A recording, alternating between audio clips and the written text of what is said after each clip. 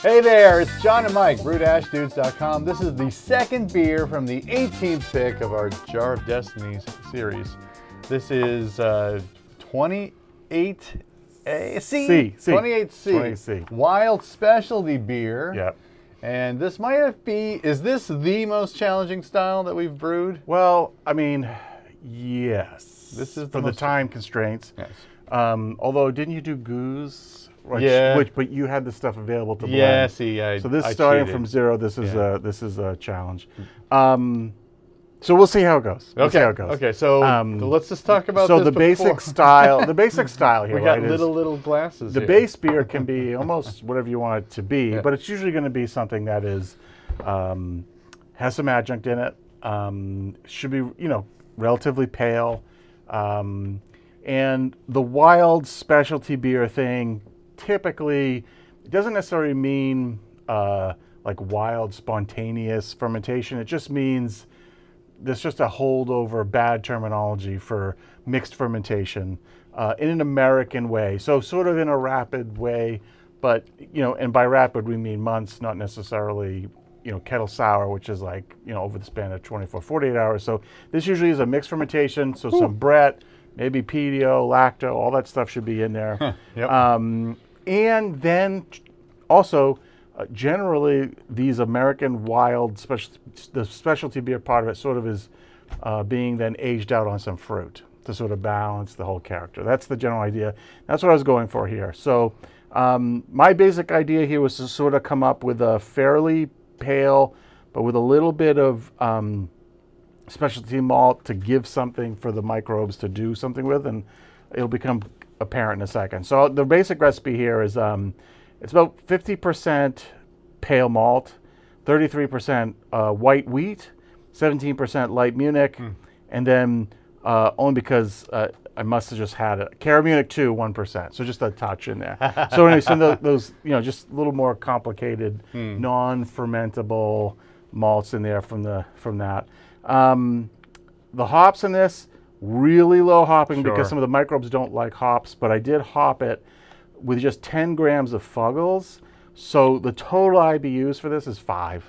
So I've heard you want to keep it like under 10 to 15 in order to not slow down your microbes too much. I mashed this higher than I normally would. I mashed this at 155 for 60 minutes. So trying to be in the middle of the road or at the low end of the top of the road for a sort of a fuller body thing.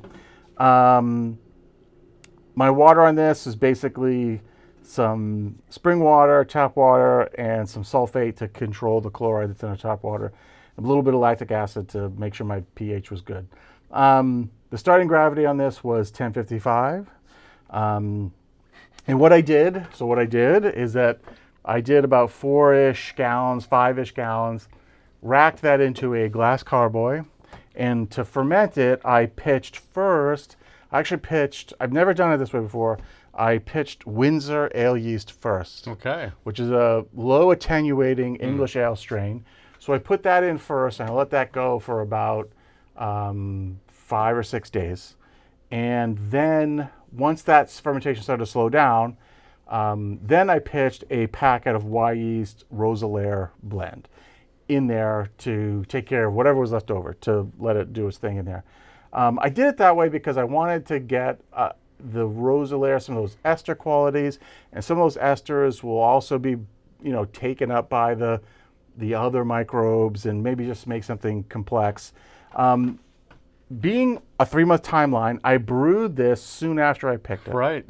Just to try to get the time in. I was really surprised within a month or so how much microbe sour character there actually was. So that Roselare did its thing relatively quickly. So I was really happy with that. So then let's talk about then aging on fruit. So I racked this beer yesterday, actually, onto fruit. And I have some pictures. I'll throw those up here in the video. So I racked it onto like 2 pounds of the blend of sour tart cherries and also a pound of raspberries. Okay. So all blended together. I sort of turned it into like a jelly. So I just used my immersion blender. I let them thaw. They're all frozen. I bought all frozen. That's the best way to go, I think. I immersion blended it up mainly so I could get it to go through the funnel. I have a big funnel because then I racked it into a plastic carboy, 5-gallon carboy, and it's filled almost to the top. I was so excited about taking pictures and seeing it fill and thinking about the fruit and where was this beer going to go that I forgot to just take a sample of the golden ale itself. I was going to take golden ale and carbonate it for tonight, but I didn't do that. So we wine thiefed these samples of it in this carboy on the fruit. So it is on the fruit. All right. It is on the fruit. But it's only been on the fruit for less than I don't have 24 hours. No fruit character in that beer. So it just started there. But there was a bit of a pellicle finally starting in the primary carboy, which wasn't there when I first tasted it, but the sourness, like the lacto and some of the Brett stuff was there. So we'll see how it goes. The idea here is that I'm going to let this go on fruit for at least 3 or 4 months, and then maybe I will bottle it in some like Belgian style bottles and cork it with a lot of priming sugar and see if we can get like a really effervescent purpley reddish type of thing to drink maybe come the holiday season. So this beer's got a long trajectory, but because of the taste in the sample, I thought it's definitely can fit the bill for talking about it tonight. Yep. Well, on the nose, you can tell this is some kind of sour ale for sure. Yeah. And, you know, I think that the multiple fermentations are detected in the flavors as well. There's definitely a little bit of that funky, leathery Brett character in there, which I like. It's complex. And then on the back of the palate, there's definitely like a lactic acid note. Yeah. It's definitely soured. Yeah. It's not like face-rippingly sour, but it's definitely soured.